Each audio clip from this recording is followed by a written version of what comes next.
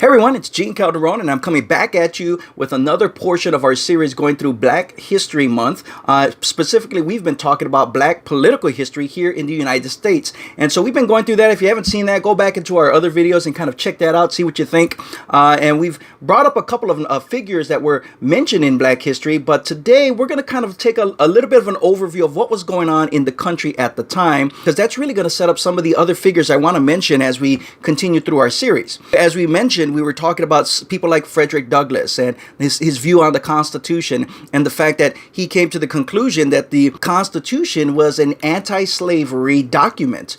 And so that was all going well and good. And as he was able to explain that and share that with others, there were things that were going on. And so in 1792, according to the website for the Democratic National Committee, the Democratic Party was founded by Thomas Jefferson. Again, we're going back to 1792 when the Democratic Party was founded by Thomas Jefferson. And the Democratic Party definitely plays a role in Black political history, because you're going to see that a few years after the Democratic Party was founded, Congress was continuing to fight against slavery and eventually tried to abolish slavery altogether. And in fact, it did abolish the slave trade in 1808. There was a famous sermon that was given as a recognition of the abolition of slavery that was given by Reverend Absalom Jones, who was considered to be the first Black bishop of the Episcopal Church in America. And his sermon was given at a famous church called the St. Thomas Church of Philadelphia. Unfortunately, slavery had not been abolished in all of the states, but Congress was definitely moving in the right direction. And because the fight wasn't over, there was a major reversal that was about to happen. In 1820, most of the founding fathers had already passed away. Thomas Jefferson's party, the Democratic Party, had become a dominant party in Congress at that time. And with this new party in control, a change in congressional policy was going to take place.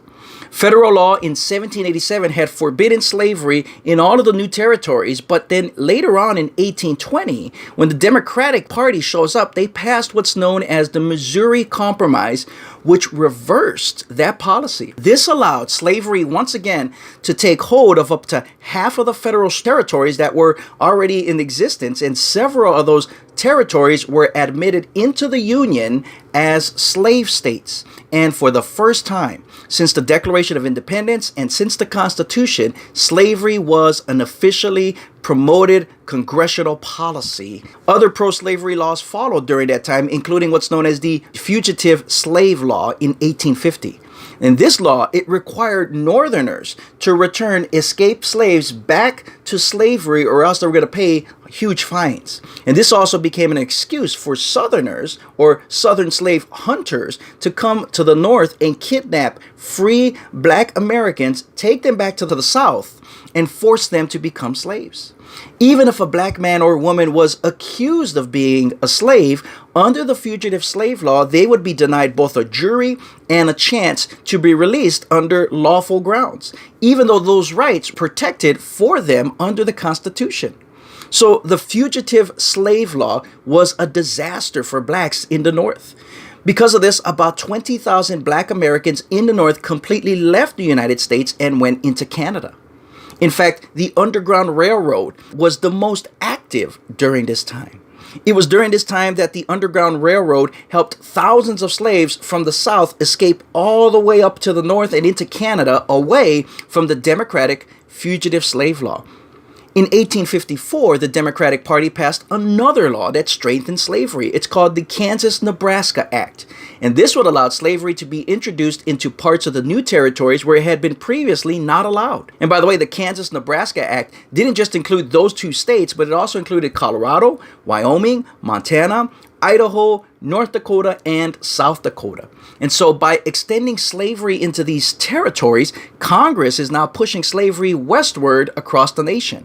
And in May of 1854, members of anti-slavery Democrats got together and they formed a new party to fight slavery and to secure rights for Black Americans. And this party was known as the Republican Party. And it was called this because they wanted to return to the principles of freedom and equality that were first introduced in the documents of the Republic. There was a founder of this new party whose name was Charles Sumner. He was a senator, and he had a record of promoting civil rights. He had been a huge part of the desegregation of public schools in Boston, Massachusetts. And in 1856, Sumner gave a 2-day-long speech in the U.S. Senate against slavery. After that speech, a Democratic representative named Preston Brooks from South Carolina came from one end of the building to the other, only to beat Sumner with the club, knocking him unconscious and almost beating him to death. And according to sources around that day, many Democrats felt that Sumner deserved that beating, and a lot of them admitted being amused by it. Now, it took about 3.5 years before Sumner could return to the Senate, and as his first speech back in the Senate, his speech was against slavery. And in 1856, the Republican Party actually entered into its first presidential election, and it introduced its first party platform. And the document of that was a short document. It only had 9 planks that were found in it, and 6 of those planks stood for equality and civil rights on the principles of the Declaration of Independence for Black Americans. That year, though, the Democratic Party, they took a strong opposing platform defending slavery, and it actually warned people that all the efforts of the abolitionists are calculated to lead to the most alarming and dangerous consequences, and all such efforts have an inevitable tendency to diminish the happiness of the people. Democrats believe that according to this, the ending of slavery would actually end happiness for the people. So the Republicans actually lost that election that year. But then the next year in 1857, we start to see more going on with the Democratic Party as the Supreme Court of that time, that was run mostly by Democrats, they delivered what's known as the Dred Scott decision, which said that all blacks were not persons or citizens, but property, and therefore had no rights. In fact, the Chief Justice at that time, named Roger Taney, said this: blacks had no right which the white man was bound to respect, and the Negro must justly and lawfully be reduced to slavery for his benefit. In 1860, the presidential election introduced a new candidate, a Republican named Abraham Lincoln, to run against the Democratic candidate named Stephen Douglas. Both parties again presented their platforms, and the Republican platform stood against the Fugitive Slave Law as well as the Dred Scott decision, and continued its push to end slavery and to gain equal and civil rights for black citizens. On the other hand, the Democrats' platform praised the Fugitive Slave Law and the Dred Scott decision, and the Democratic Party even passed out copies of the Dred Scott decision with their platform booklets to show their support of both. Republican Abraham Lincoln was elected president with 40% of the popular vote and 59% of the Electoral College vote. Republicans also took control of the Congress, which they gave them control of the lawmaking process for the very first time.